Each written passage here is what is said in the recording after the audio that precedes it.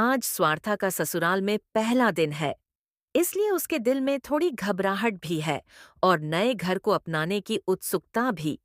वह सुबह 4 बजे ही उठकर रसोई में खाना बनाने लगती है। तभी उसकी सास पानी पीने के लिए किचन में आती है और स्वार्था को काम करते हुए देख लेती है। अरे बहू, तुम हो? ये क्या कर रही हो इतनी सुबह सुबह किचन में? माँ जी, मैं तो किचन में सुबह के लिए खाना बना रही थी। अरे बहू, इतनी जल्दी खाना बनाने की कोई जरूरत नहीं थी। जाओ जाकर आराम करो। नंदनी अपने कमरे में जाकर सो जाती है। सुबह होते ही रिश्तेदार नंदनी को देखने के लिए घर आते हैं। अरे, हम सुबह सुबह बहू को देखने आए हैं और यहाँ तो बहू ही गायब है। वही तो, बहू किधर है? अभी तक सो रही है क्या? ये सारी बातें पति सुन लेते हैं। तभी पति आगे बढ़कर कहते हैं। वो उठ गई है, बुआ जी। वो क्या है ना, कमरा थोड़ा बिखरा हुआ था, इसलिए उसकी सफाई कर रही है। मैं अभी जाकर उसे आप लोगों के पास भेज देता हूँ। पति फटाफट कमरे में जाते हैं और नंदनी को उठाकर रिश्तेदारों के सामने ले जाते हैं। मामी जी, आपने खाने के लिए कुछ लिया या नहीं? अगर नहीं लिया हो तो मैं अभी आपके लिए नाश्ता लेकर आती हूँ। हाँ बहू, हमने खाना खा लिया है। हम तो तुम्हें देखने आए थे, लेकिन तुम तो अभी तक सो रही थी।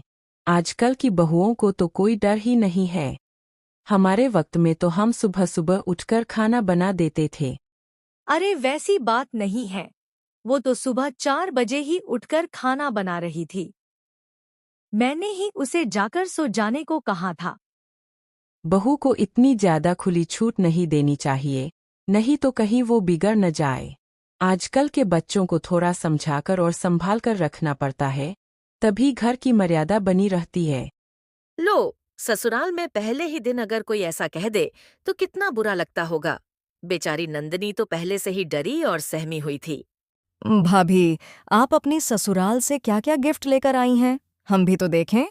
रस्मों के अनुसार नंदनी की सबसे अच्छी साड़ी लेकर चली जाती है और नंदनी चाहकर भी कुछ नहीं कर पाती। खैर, अभी तो बस शुरुआत है। देखते हैं आगे आगे क्या होता है। अब तो हम घर जाने वाले हैं। जाने से पहले बहू के हाथ का कुछ मीठा खाकर ही जाएंगे। बहू, तुम ही बना दोगी ना? बस, नंदनी तो इसी बात का इंतजार कर रही थी। मायके में बहू को 10 दिन पहले से ही इस दिन के लिए तैयार किया जाता था।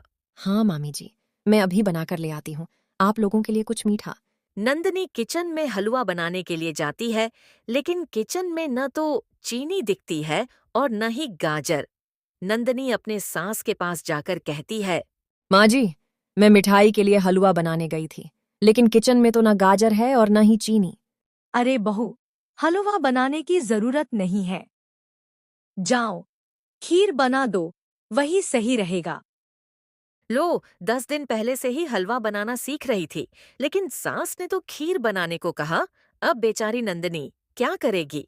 अरे यार, मम्मी ने तो मुझे खीर बनाना सिखाया ही नहीं। अब क्या करूं? एक काम करती हूँ, जैसा आता है वही सही बना देती हूँ। नंदनी को जैसा बनाना आता है वैसी ही खीर बनाकर वह घर के सभी रिश्तेदारों को परोस देती है। खीर तो अच्छी है बहू, लेकिन इसमें थोड़ी ज्यादा ही शक्कर डाल दी है। खैर, कोई बात नहीं।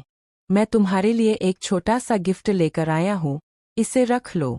ऐसे ही सब लोग नंदनी को गिफ्ट देकर अपने अपने घर चले जाते हैं।